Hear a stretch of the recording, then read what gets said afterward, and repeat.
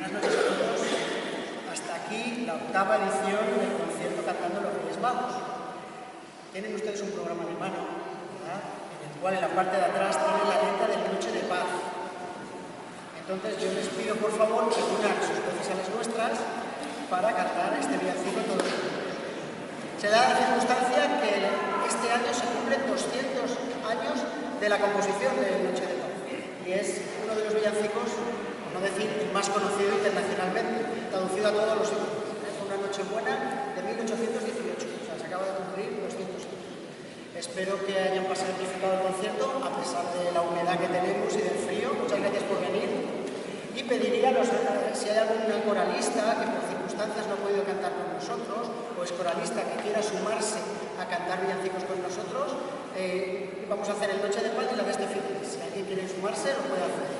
Muchas gracias, feliz año a todos y mucha salud.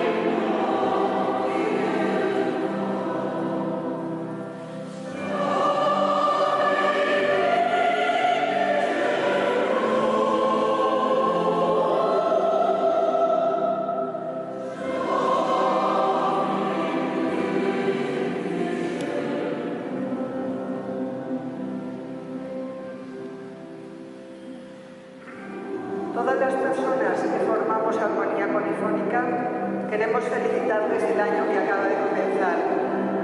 Desde nuestra música de paz